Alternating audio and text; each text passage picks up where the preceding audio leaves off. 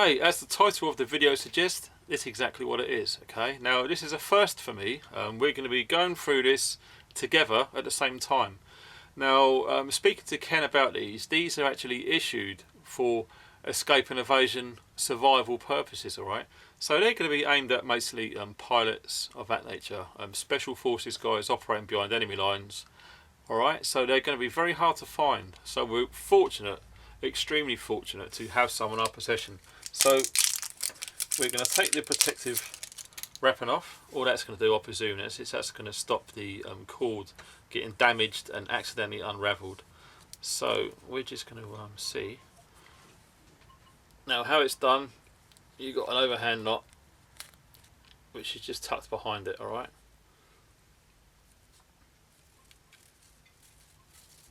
So it unravels nice and easy, nice and quick. See, this is the thing what I like about military stuff.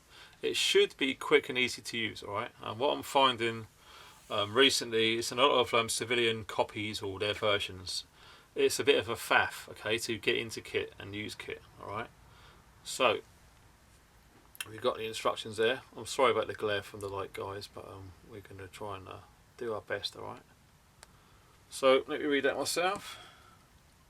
Pull on lanyard to unwrap, which we've done. Pull lanyard at round peg to open cover, then remove light stick. So you pull that. Okay, nice and easy, it come off. The light stick. Wow. Can you see that? Some strange things going on in there. Yes sir, Bob. Now, one of the reasons why these are kept in protective containers is to stop these accidentally getting cut, crushed, smashed, okay? And also it might protect it from some heat and cold, okay? Not a lot, but just a little bit of extra protection. Now, what I'm led to believe all you do is once you've got it pulled out at this stage, okay, it's quite long. I'm guessing it's probably about 1 metre long or about 3 feet in old money, okay? What you do is you hold this end and you swing it around your head to attract attention. Now, I'm presuming we're just going to agitate it now and we're going to snap it. And you do have to snap it, bend it quite a way.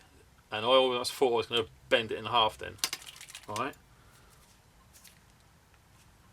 As you can see, it almost bends with a kink. So that's definitely bent. We're going to give that a shake. That should be nice and activated now. I'm just going to leave that there and we're going to kill the lights. Right, let's see what it's like. Wow. OMG. Now that is a workable light.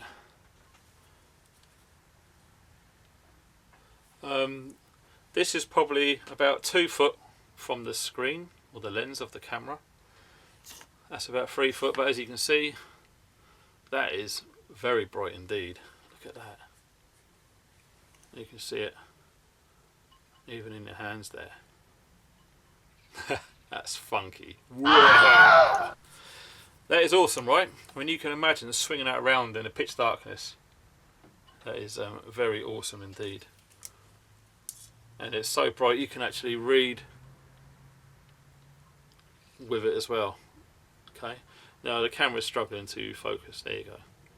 But yeah, you can read quite a distance away from there. So yeah, I know I've just destroyed one, but I've got, I don't know, 5 or 6 left. But I thought it was important to do because there's no videos on YouTube whatsoever about these. So there's a first really. If you do find these people, grab them, okay?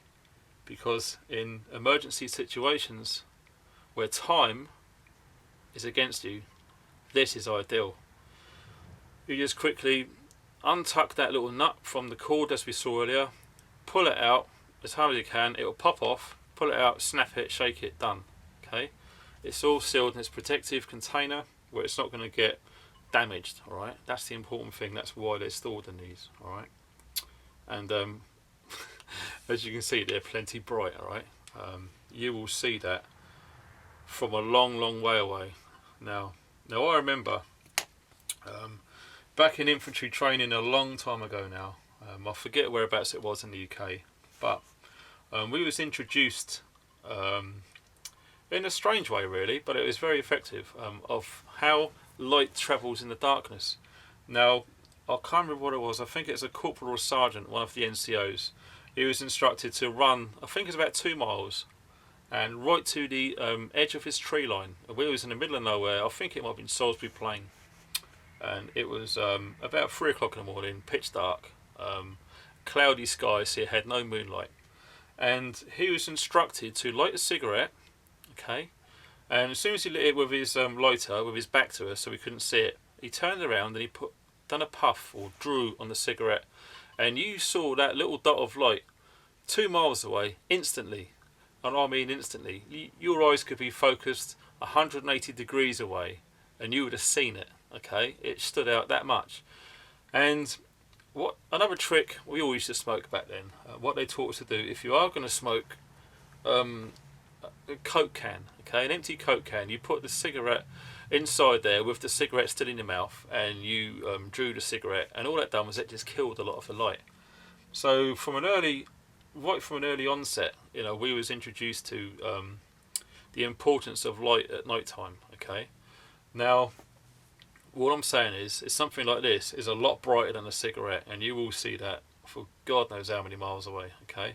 Especially if you are in a barren landscape. In the UK you've probably got Dartmoor, Brecon and the Highlands of Scotland. That's it. Everything else is just, you know, light pollution everywhere. You might get a bit of Dumfries and Galloway, okay, but on the whole that's where the dark places are. And from a rescue helicopter, seeing this getting swung around, mate, you're going to get rescued, no problem at all. Now a lot of you are probably thinking that's great, but how long do they go for? I can't really say. I'll tell you what I'm going to do. It's 1:15. I think that's probably been on 5 minutes now. Alright, so yeah, that is 1:40. So I'm going to come back to you when this has run out, okay? And we'll see more or less how long he's actually burned for by that. In my experience, using some chem sticks, you can get the high intensity ones, they go for half an hour, so it'd be interesting to see if this goes longer. Okay, it's been half an hour exactly since I've cracked this and shook it up, and it still appears to be nice and bright. Now I won't know till I look back at the footage to see if there's any brightness differences in the half an hour. I'm not really sure, but the bottom line is it's still bright, okay? So we're going to give it another half an hour and come back and see what difference we've got. Okay, this has been exactly 1 hour, okay? I haven't done anything to it, and in fact I haven't even shaken it, I've just picked it up, okay?